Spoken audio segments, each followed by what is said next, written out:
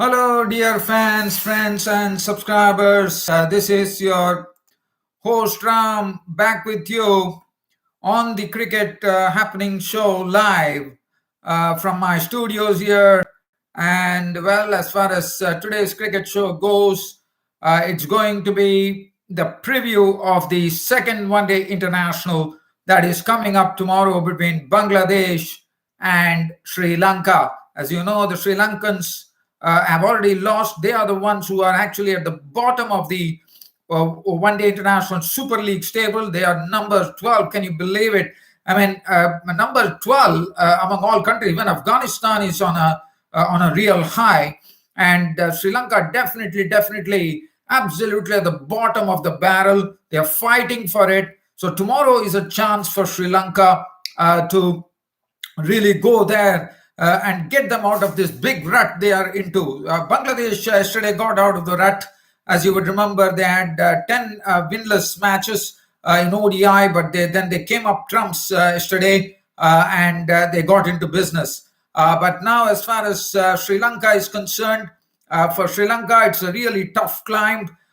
Basically, they are also not only by winning tomorrow's match against Bangladesh, they would be ensuring that they actually level the series. But the good thing is that at least they will have a semblance of respectability in the ODI standings. I mean, looking at Sri Lanka to be number 12 in the ODI Super League stable is something which is very difficult to even fathom, because we know Sri Lanka, what a rich history of cricket they had. Yes, I know that they are rebuilding right now. It is not going to be easy. The Mickey Arthur, the chief coach, the director of cricket, Tom Moody, Arvinder De Silva, the former great player, everyone have been working. They are eyeing youth, and that's the precise reason they got a youthful team. But definitely, I think one has to really give some time for Sri Lanka. But anyway, they still have time. It's 2023 is the ODI World Cup.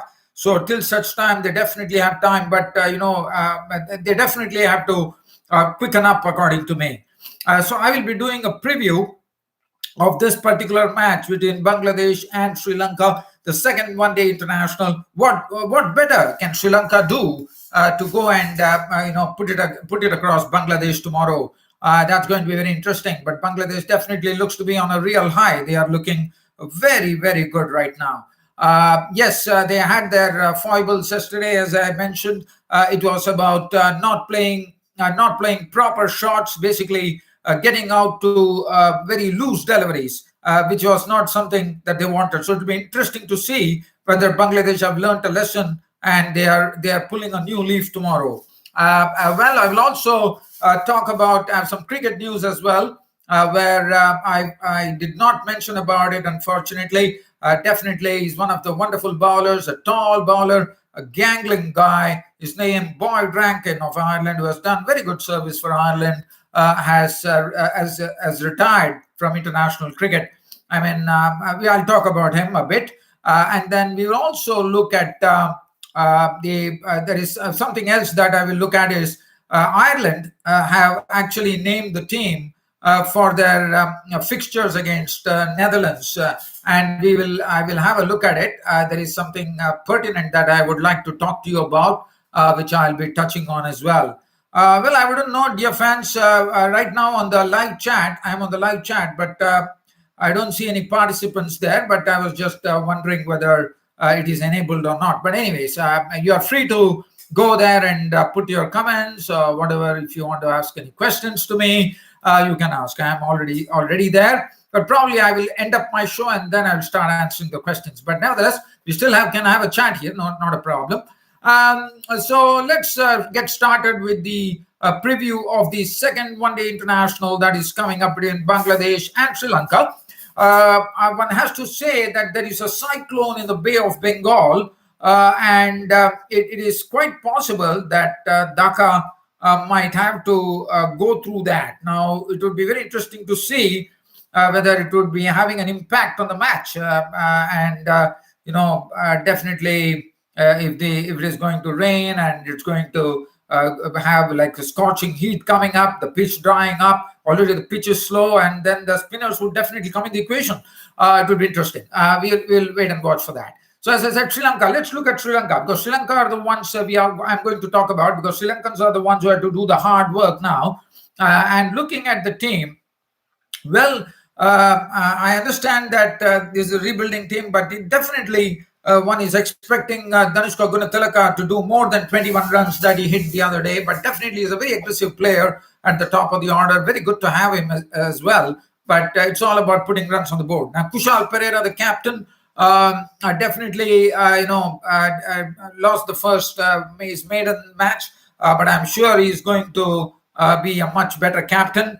He would be learning with this experience that he has against Bangladesh. So this could be a real stepping stone as far as Kushal Pereira's captaincy is concerned.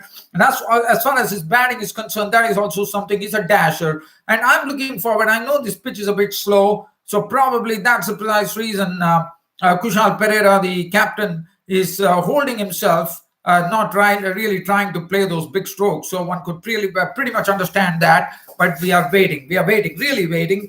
Niroshan Dikwala, another very, very good batsman, and a very, very unorthodox batsman at that. He can get some quick runs as well, and he can literally put the bowlers into some confusion with his strokes as well. Kushal Mendes, much should be expected from this bloke. Now, if at all Sri Lanka has to really go there and make a statement by winning this one-day international, I think Kushal Mendes has to play a huge role. I mean, it is not a small role where he just contributes 30, 40 runs and gets out. No, it can't be that. Kushal Mendes has to play a huge role, according to me. Pathum Nisanka, let me tell you, I've told you already, he's a very, very talented bloke. I saw him in the match against West Indies where he got a century. I don't remember if it was the one-day internationals or it was probably the test matches. But Nisanka was very, very impressive. He has a good technique. And also another good thing about Pathum Nisanka, he can be aggressive at times as well. So that really augurs well for Sri Lanka. So Pathum Nisanka, one can't read into one match that he failed yesterday. I'm looking out for a very good outing for Pathum Nisanka in this ODI series.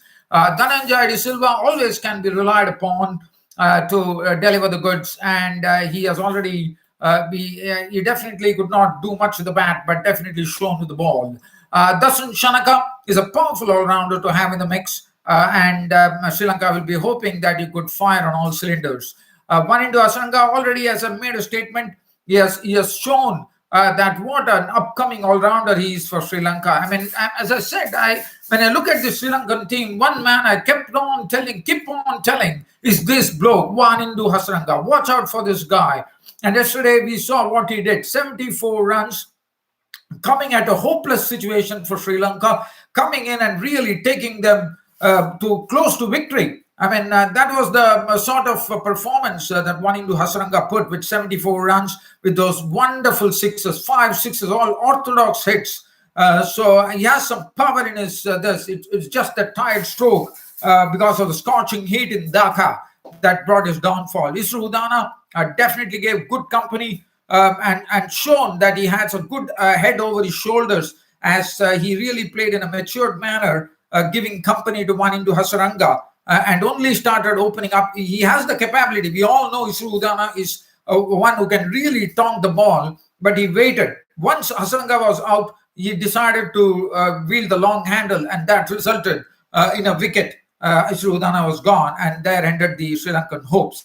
After that, we have Lakshan Sandakan, who's a good spinner, and Dushmanta Chamira has already been saying he's an improved bowler. So I'm looking out for him also making an impression like what he did against the West Indies. So definitely we are going to have a very good game of cricket. It's all about Sri Lanka picking up the pieces, getting everything together, and chiseling it up, and really chiseling up a wonderful show tomorrow against Bangladesh. And let's have a look at Bangladesh. Now, Bangladesh, as I said, home ground. They know the conditions well, and they have some very experienced cricketers. This Bangladesh cricket team now is absolutely a fully strengthened team. If you look at the team composition, let's have a look at the team composition of the Bangladeshis here. Tamim Iqbal, the captain, will lead the show. He himself leads by example with the bat. We all know that. See those experience. I mean, if these four can probably come together and fire. Yesterday, if you look at it, Shakib Al Hasan was the only man who did not get runs to the bat. Tamim Iqbal, Mushfiqur Rahim, Mahmudullah, everybody came to the party. So Shakib Al Hasan, it would be probably his turn to come to the party as well. And Tamim Iqbal, if Tamim Iqbal, Mushfiqur Rahim, Mahmudullah, and Shakib Al Hasan, these experienced, and I think it's a very strong batting lineup. Let me tell you that, because Tamim Iqbal, we all know what he can do with the bat. Litton Das definitely is someone who can be a very dangerous person. For me, I would definitely love Litton Das to remain a dropper. There was a talk going on in the Bangladeshi circles that I think Nazim Shah, the director of Bangladesh cricket, he probably was hinting at Litton Das coming down the order. Well, I would say Litton Das should definitely be at the top of the order, because Litton Das is someone who can be very aggressive. I mean, I think he definitely deserves that top position. He deserves to be at the top of the batting order. Shakib Al Hasan will be coming one drop.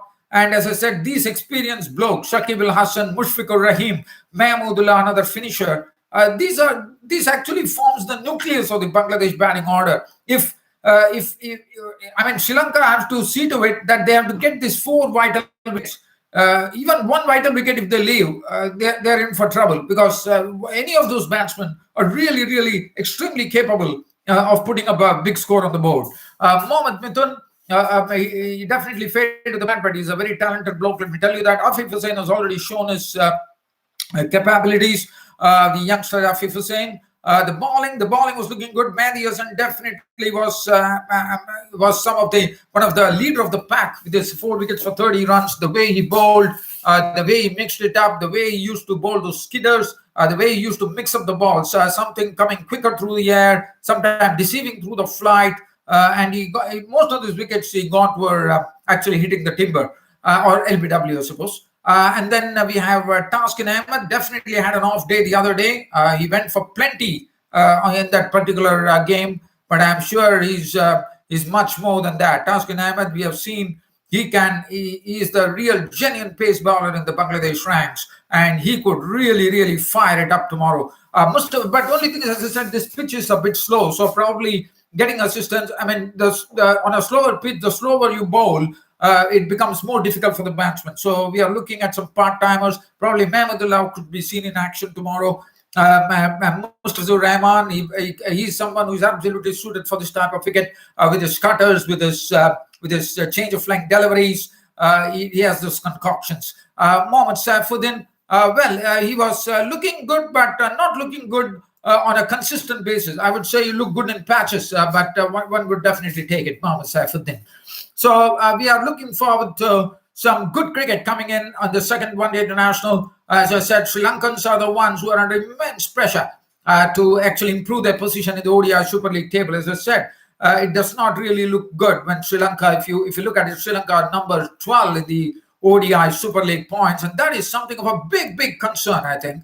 And that is what first the Sri Lankan trio, I would call, because the reason I call it the trio is Mickey Arthur, the think tank, the selectors, the director of cricket, Tom Moody, and the technical committee headed by Arvind De Silva, would be the first thing they need to get the Sri Lankan team out of the ODI Super League points hole, because they are 12th out of 12, and that is not something that one could even imagine. Sri Lanka, I was absolutely shocked to see Sri Lanka at the bottom of the table. Number 12, Sri Lanka, that is absolutely a shocker for me.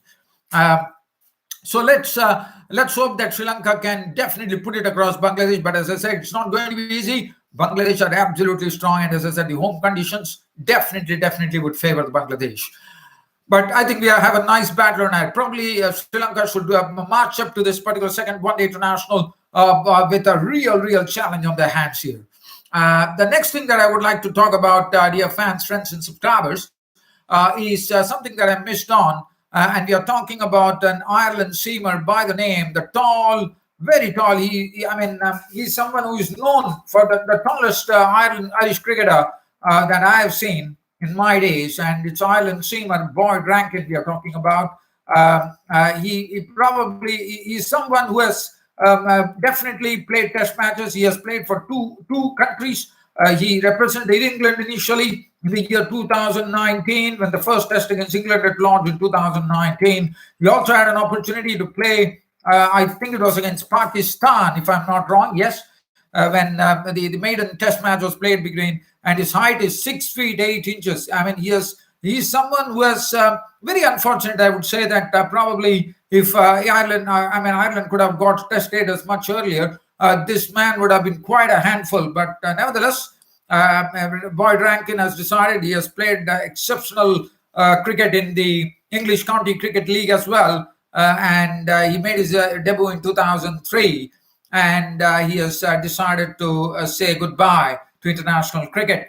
And definitely, as I said, he is someone who is 6 feet 8 inches. So I said he's the tallest bowler that Irish cricket has seen so far. Other than that, he was also a part of the Ireland team that played in the 2007 and 2011 World Cup. So that will make him a bit proud as well. But he has decided that enough is enough. He has had an 11-year stint with Warwickshire, and he has also been a part of the T20 Blast in 2014.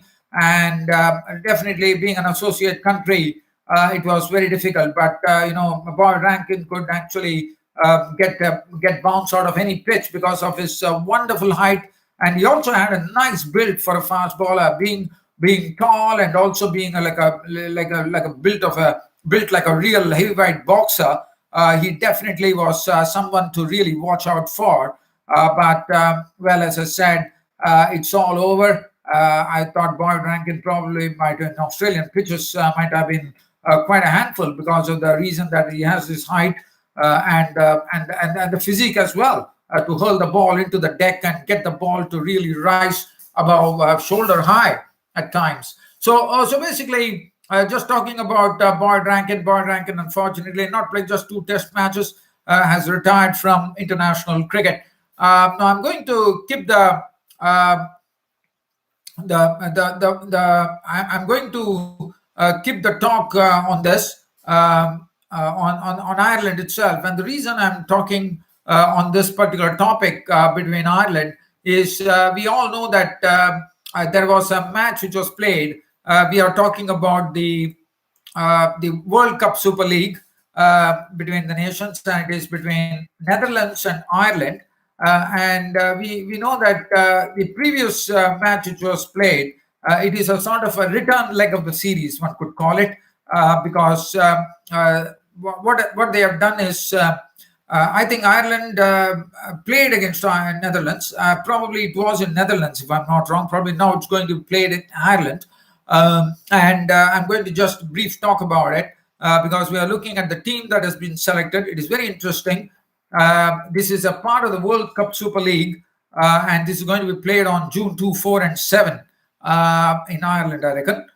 So let's have a look at the squad. The reason we are looking at the squad here is that we are looking at these 2 blokes. The name of one of the blokes is left-arm spinner. Basically, I would call him an all-rounder now. He has been an all-rounder. He definitely has the ability to bat.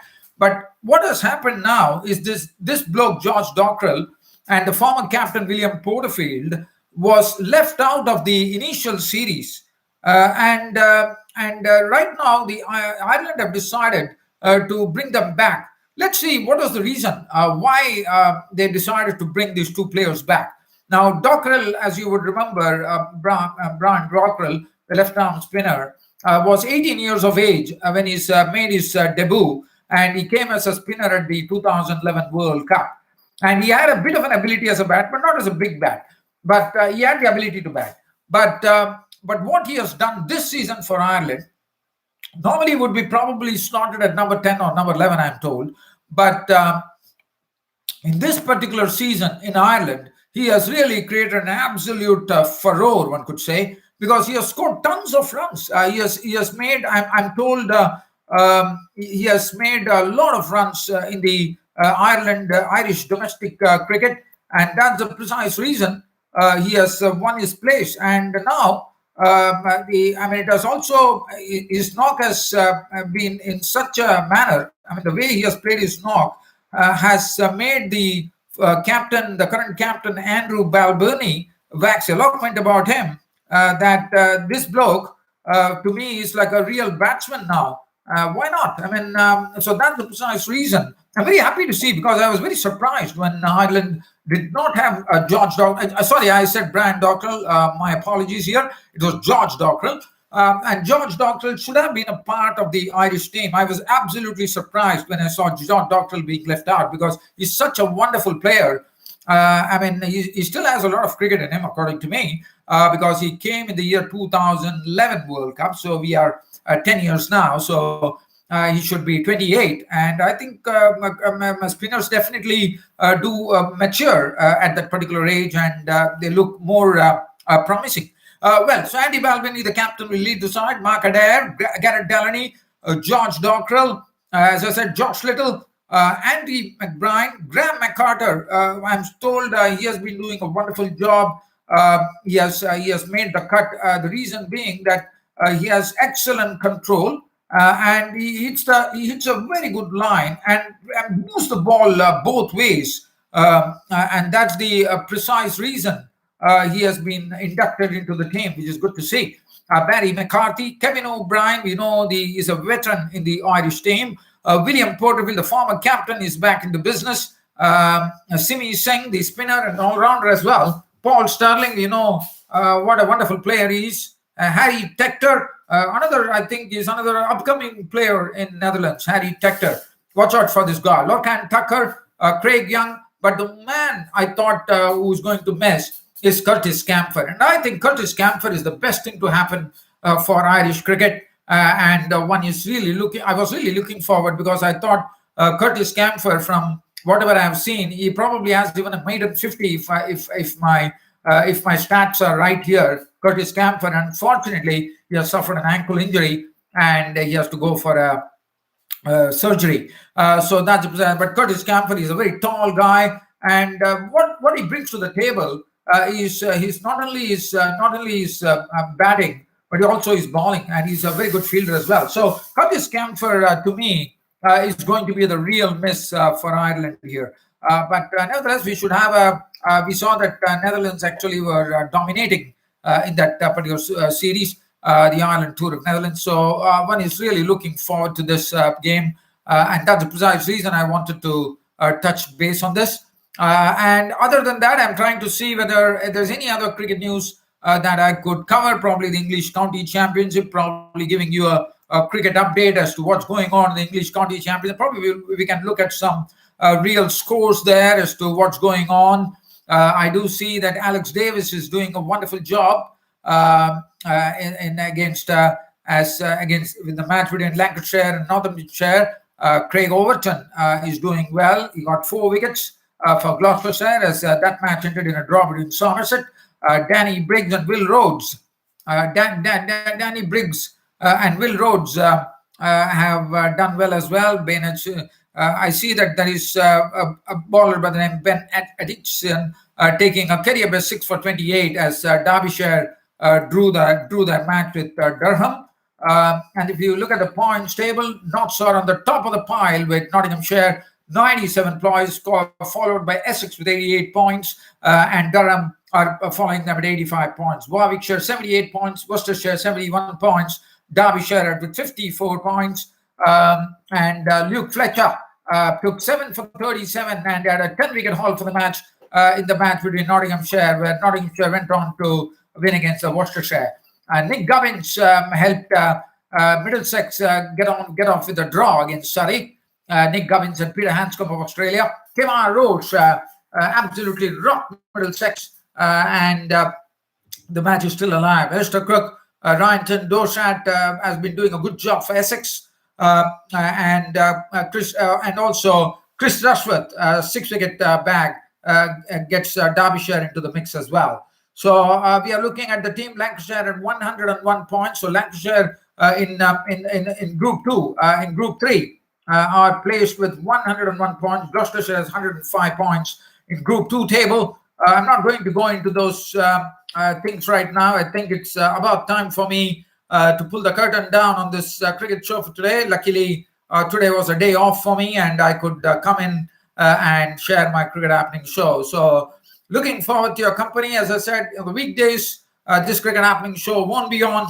with me being in the office, but definitely Saturday and Sunday is the time when I really get into gear with this cricket show.